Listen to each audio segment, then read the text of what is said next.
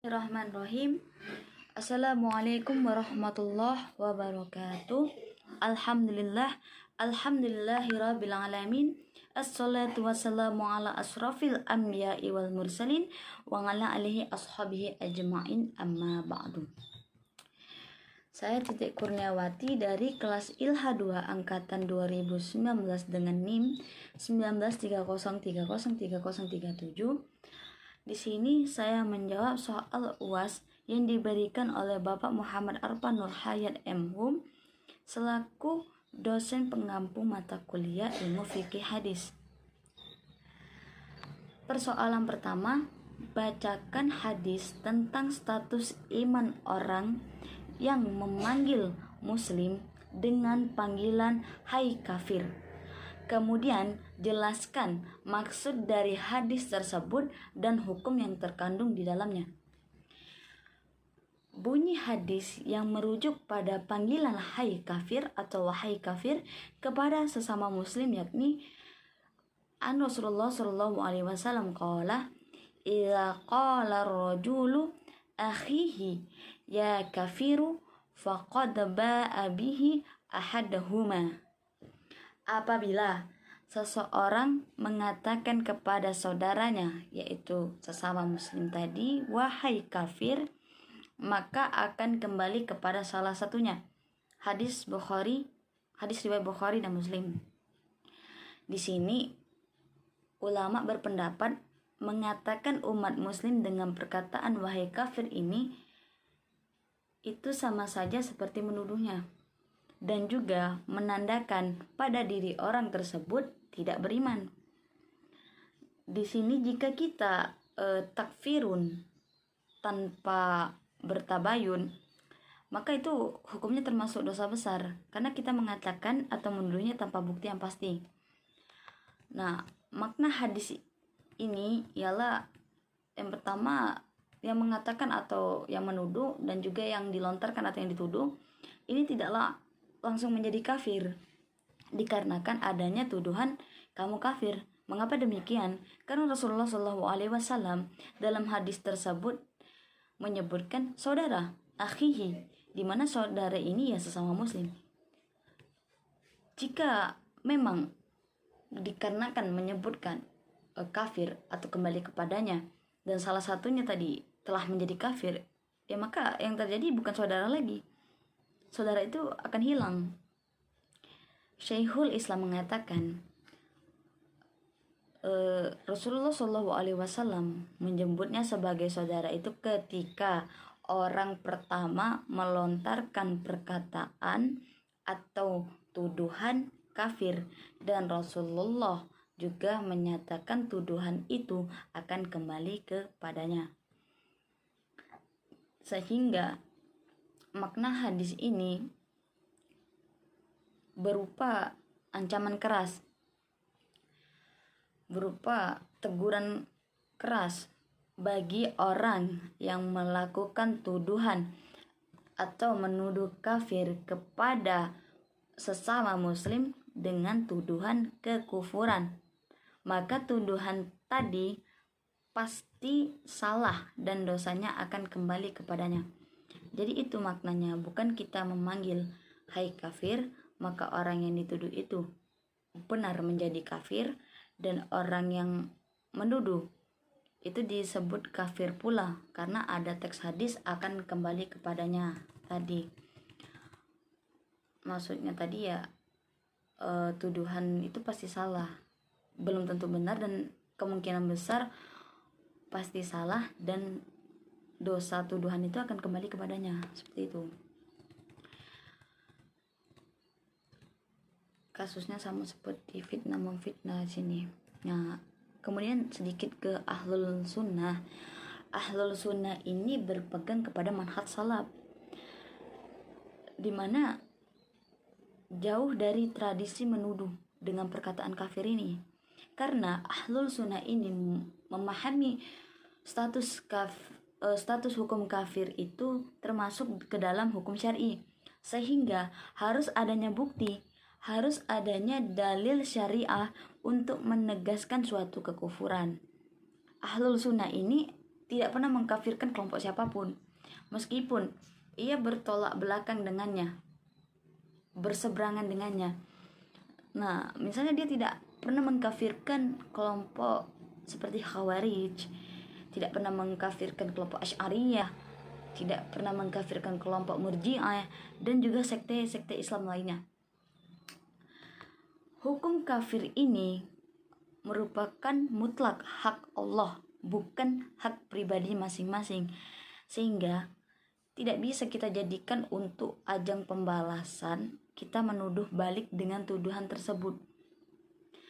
Analoginya seperti ini, jika ada yang membohongi kita atau menyakiti kita, bukan berarti kita boleh pula untuk membohonginya, menyakitinya kembali. Jadi jika ada tuduhan kafir kepada kita, bukan berarti kita boleh untuk membalasnya kembali. Seperti itu. Ya, ibaratnya kejahatan atau keburukan jangan dibalas dengan kejahatan atau keburukan pula.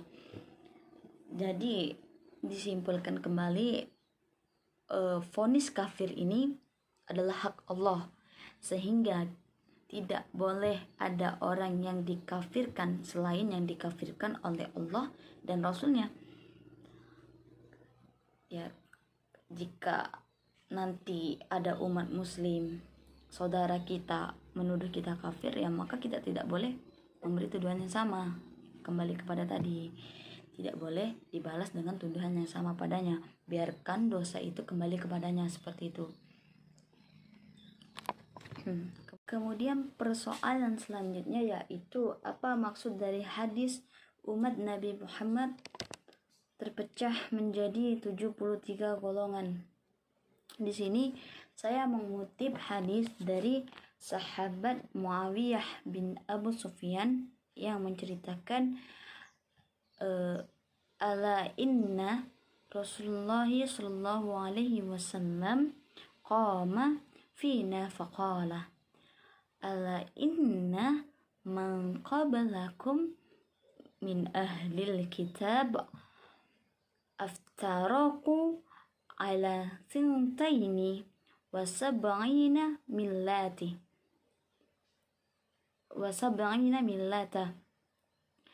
wa inna hadhihi millata sataftariqu ala thalathi wa sab'ina thintani wa sab'una finnari wa wahidatun fil jannah wa hiya jamaah. Ketahuilah ketika sedang bersama kami, Rasulullah SAW bersabda, ketahuilah sesungguhnya orang-orang sebelum kalian dari kalangan ahlul kitab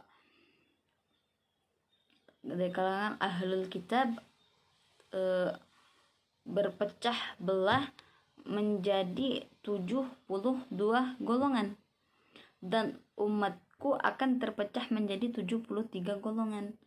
72 golongannya itu akan masuk ke dalam neraka, dan satu golongannya akan masuk ke surga, yaitu al-jamaah. Hadis ini rawahul Abu Daud dan dinilai hasan oleh Al-Albani. Nah, makna hadis umat Nabi Muhammad SAW terpecah menjadi 73 golongan ini, jika dilihat dari sisi redaksionalnya, kata iftiraqah yang bermakna bercerai-berai, terpecah belah, keluar dari ahlul sunnah wal jamaah. Digunakannya kalimat iftiraqah ini merupakan fi'il madi yang digunakan untuk ditujukan kepada umat Yahudi, umat Nasrani, ahlul kitab dan Bani Israel. Kemudiannya ada pula kata taftariku untuk umat Nabi Muhammad SAW. Ini artinya iftiraqah yang digunakan pada Nasrani, Yahudi, ahlul kitab, Bani Israel, ini sudah terjadi sebelum disabdakannya hadis tersebut. Kemudian yang ditujukan kepada umat Nabi Muhammad, taftariqu, itu berarti baru akan terjadi setelah peninggalan Nabi Shallallahu Alaihi Wasallam. Kemudian ada kata al-jamaah, ini dihubungkan dengan ahlul sunnah wal al-jamaah atau wal jamaah.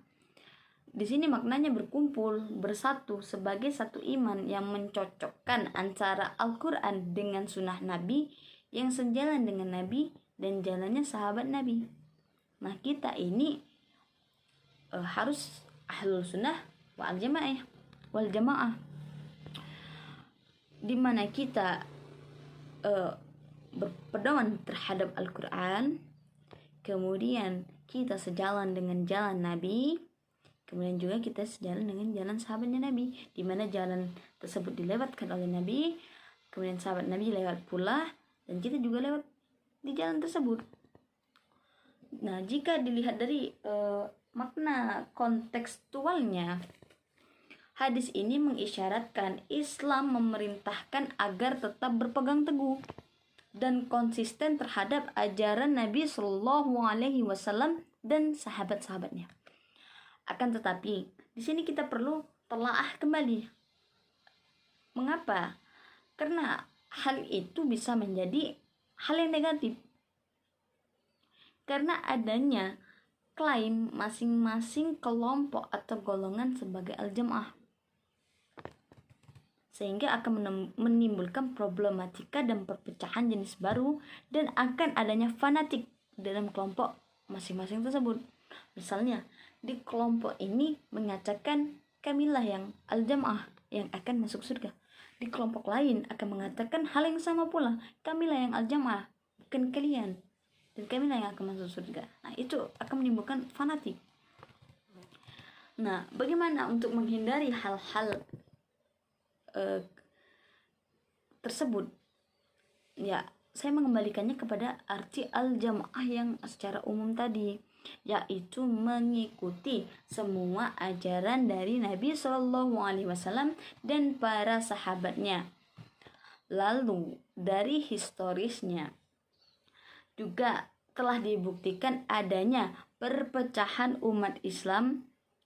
Hal ini kita lihat dari latar belakang bangsa Arab yang mana mereka kesuku-sukuan, kemudian menekankan garis keturunan. Jadi relevansinya hadis ini terhadap kehidupan, ya, umat Islam ini dilarang untuk terpecah belah dan juga memecahkan diri atau memisahkan diri pada golongan tertentu, di mana yang sudah dimaksudkan al-jamaah tadi, ya. Kita tetap teguh pada pondasi agama, kemudian beramar ma'ruf nahi mungkar, dan juga sesuai dengan pedoman Al-Quran dan hadis Nabi serta amalan sahabat Nabi. Kemudian pada persoalan yang ketiga, yaitu baca dan jelaskan hadis tentang hak muslim terhadap muslim lainnya. Hakul muslimu alal muslim. An Abi Hurairah radhiyallahu anhu qala anna Rasulullah sallallahu alaihi wasallam qala hakul muslim alal muslimi situ. Qila ma hunna ya Rasulullah? Qala idza laqitahu fasallim alaihi wa idza da'aka fa'ajibhu wa idza tansahaka fansah lahu wa idza atasa fahamidallah fasammithu wa idza marida fa'uddahu wa idza mata fattabi'hu. Dari Abu Hurairah radhiyallahu anhu berkata bahwa Rasulullah Shallallahu Alaihi Wasallam bersabda, hak seorang muslim atas muslimnya itu ada 6 perkara. Apabila engkau berjumpa dengannya, sampaikanlah salam. Apabila ia mengundangmu, maka penuhilah undangannya. Apabila ia meminta nasihat, berilah ia nasihat. Dan apabila ia bersin dan mengucapkan alhamdulillah, maka jawablah dengan yarhamukallah. Apabila ia sakit, maka jenguklah, dan apabila ia meninggal, maka antarkanlah jenazahnya. Hadis rawahul Muslim. Islam ini telah mengajarkan kita suatu kehormatan, kemuliaan, serta kedamaian dan hubungan antara yang satu dengan yang lainnya. Ini menganjurkan untuk mewujudkan kasih sayang di antaranya. Lafaz hadis ini dapat dipahami secara zahirnya bahwa semua perkara yang disebutkan di dalam hadis ini hukumnya wajib. Akan tetapi, menurut para ulama, yang dimaksud dengan hak ini adalah perkara yang sangat dituntut untuk dikerjakan dan tidak seharusnya untuk ditinggalkan. Dengan interpretasi ini, maka hukumnya mencakup fardu ain, fardu kifayah, dan sunnah. Dan untuk masalah yang sudah dijelaskan dalam hadis ini, yaitu jumlah hak yang 6 perkara tadi, bukan berarti itu untuk membatasinya, bukan berarti hanya ada 6 hak saja. Masih banyak lagi hak yang lainnya atas umat muslim dengan umat muslim yang lain, itu masih banyak. Dan ini juga disebabkan oleh keumuman hadis. Kemudian yang pertama tadi, mengucapkan salam jika engkau bertemu dengannya. Idza laqitahu fasallam alaih. Lafaz perintah yang dikandung hadis ini berkonsekuensi kewajiban mengucapkan salam jika berjumpa dengan saudaranya yang seiman. Akan tetapi, para ulama menjelaskan hukum memulai salam itu adalah sunnah, sedangkan hukum yang menjawabnya adalah wajib. Hal ini berdasarkan firman Allah dalam surah An-Nisa ayat 86, yang artinya, dan apabila kamu dihormati dengan suatu penghormatan, yaitu salam, maka balaslah penghormatan itu dengan yang lebih baik, atau balaslah dengan yang sepadan dengannya. Secara zahir, lafaz hadis ini juga mengisyaratkan anjuran mengucapkan salam hanya saat berjumpa saja dengan seorang muslim lainnya. Idza laqitahu fasallam alaihi, mengucapkan salam jika engkau bertemu dengannya. Berarti hanya saat bertemu saja, hanya saat berjumpa saja. Namun hal ini diperjelas kembali dengan hadis lain yang bertentangan, di mana tidak salam ini tidak hanya ketika bertemu saja, lalu tidak dianjurkan untuk mengucapkan ketika berpisah, seperti itu. Nah, hal ini diperjelas kembali. Idzan taha ahadukum ilal majlis falyusallam fa idza arada ayyakuma falyusallam. Jika salah seorang di antara kalian menghadiri majelis, hendaknya mengucapkan salam, dan jika akan pergi dari majelis, maka hendaknya mengucapkan salam. Jadi bukan hanya ketika bertemu, namun ketika berpisah juga hendaklah mengucapkan salam. Nah, hadis ini tadi diriwayatkan oleh Abu Dawud dan dinilai hasan. Kemudian perkara selanjutnya, memenuhi undangannya. Da'aka fa'ijibhum. Da'aka fa'ajibhu. Maksud dari undangan ini bukan seluruh undangan.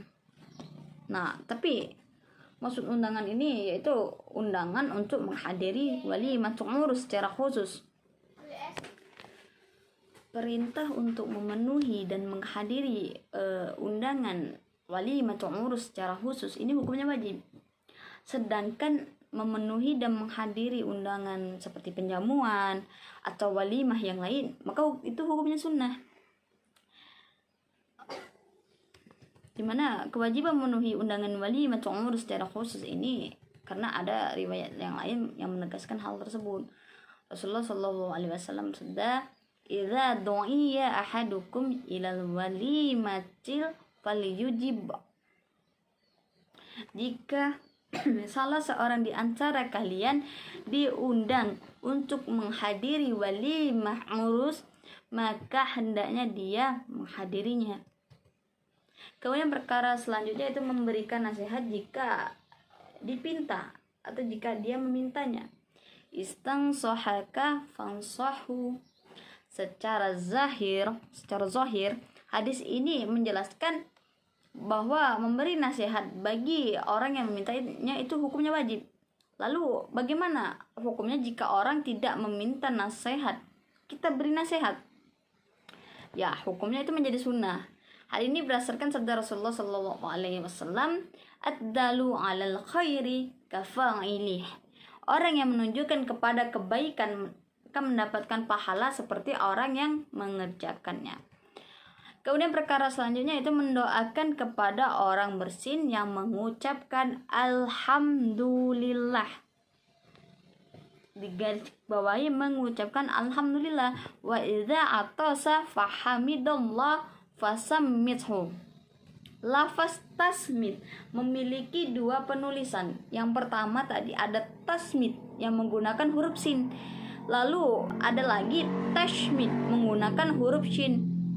Nah, makna keduanya ini sama, yaitu mendoakan kebaikan bagi orang lain.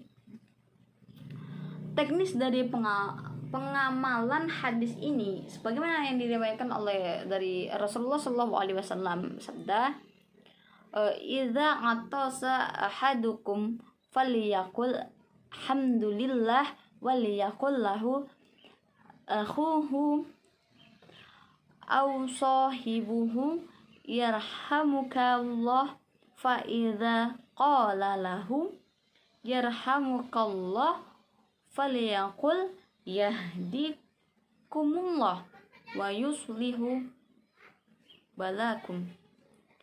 Jika salah seorang di antara kalian bersin, maka hendaknya mengucapkan alhamdulillah, dan hendaknya saudara atau temannya itu yang mendengarkan mengucapkan yarhamukallah. Jika temannya mengucapkan yarhamukallah, maka hendaknya ya mengucapkan yahdikumullah wa yuslihu balakum.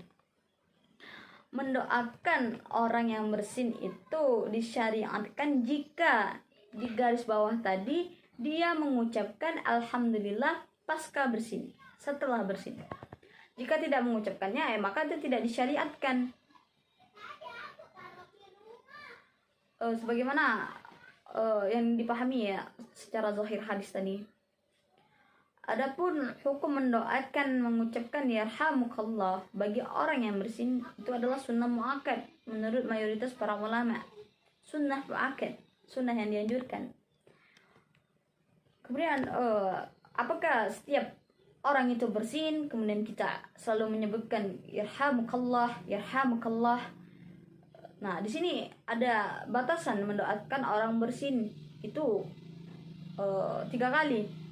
Jika seorang bersin lebih dari 3 kali, maka itu mengindikasikan ya kesehatannya terganggu, kena flu.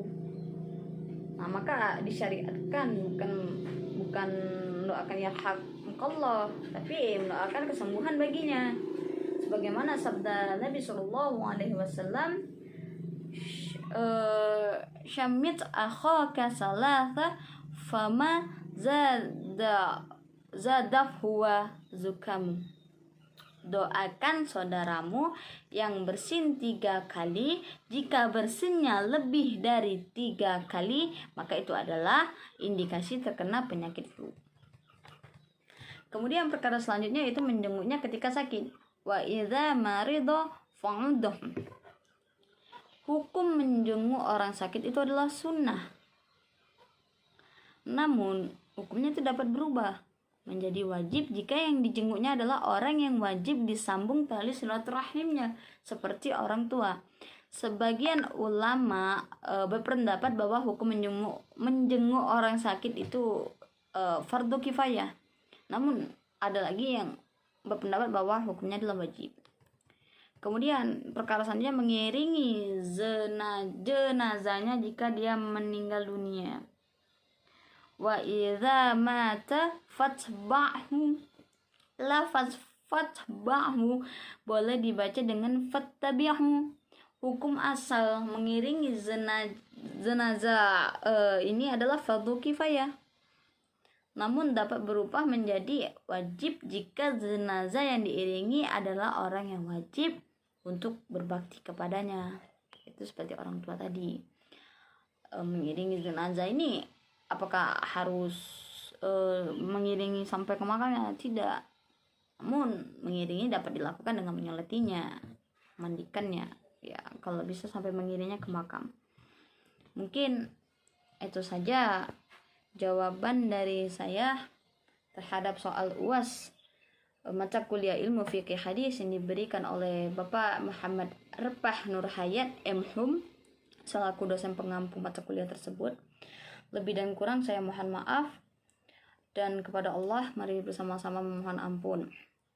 Wallahul muwaffiq ila aqwamit thoriq. Wassalamualaikum warahmatullahi wabarakatuh.